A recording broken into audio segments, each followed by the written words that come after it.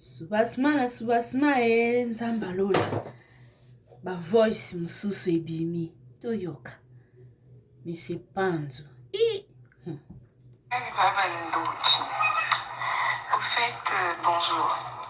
Sou Sulina Gracie, c'est garçon Anna Kumbone Brian Panzo. Naï Bisayo, Antoine Aya na famille Biso, Amona ba famille Nanga, Aza Brazzaville, 50 Brazzaville, 50 Congolais,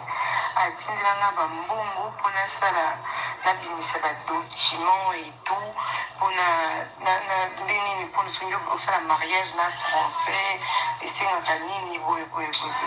Topesa nyonso wana apesa mbongo na kisa ba document na nyonso na commune. Aya pe na famille na biso apesa pe mbongo na enveloppe ke to bana na eto tango azongi po to akomoyebisanga o famille na nga balobi ozolinga congolaise, qu'est-ce qui prouve que soki aye poto akomena aobenganga te aobenga te akobenga te po ani o famille après ayebisanga na foto sola o famille na nga balobi ke soki na bala na yo qu'est-ce qui prouve ke otikanga te olinga bandeko no bacongolais naye biso na yo kaikananga ese poni oyebisanga te poni oyebisanga te nga nayebisi ye ke ok non, tu vas n'attendre où on comprend de ce 8 ans.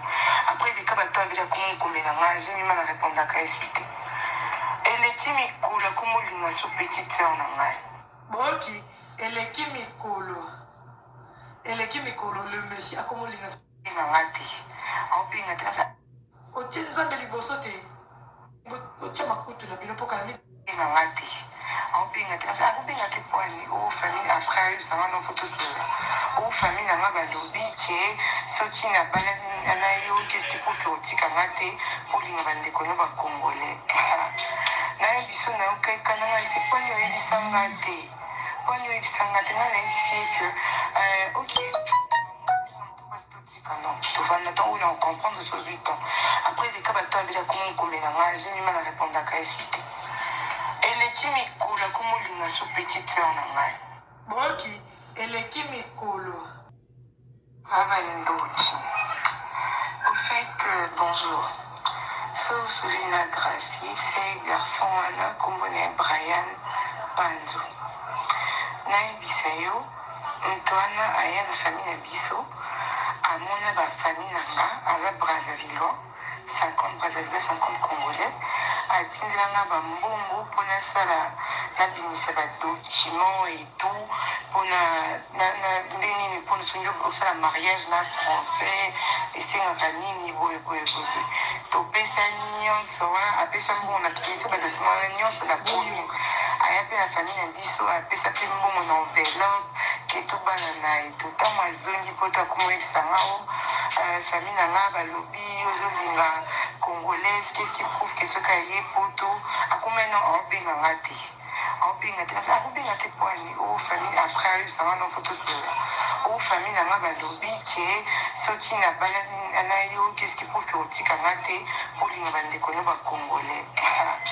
naye biso na yo kaikananga ese poni oyebisanga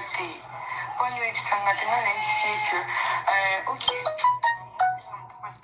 non, tu vas n'attendre où on comprend de ce 8 ans. Après, les cas, tu as vu comment j'ai mis mal à répondre à la expliquer. Et les chimiques, la comment il a sous petite sœur, non, au fait, bonjour. Sou Sulina Gracie, c'est garçon Anna Kumbone Brian Panzo. Naï Bisayo, Antoine Aya na famille Biso, Amona ba famille Nanga, Aza Brazzaville, 50 Brazzaville, 50 Congolais, Atindanga ba mbongo pour na sala na binisa ba document et tout, pour na ndeni pour sonyo osala mariage na français, et c'est un nini boy. Topesa nyonso wana apesa mbongo na kisa ba document na nyonso na commune. Aya pe na famille na biso apesa pe mbongo na enveloppe ke to bana na eto tango azongi po to akomoyebisanga o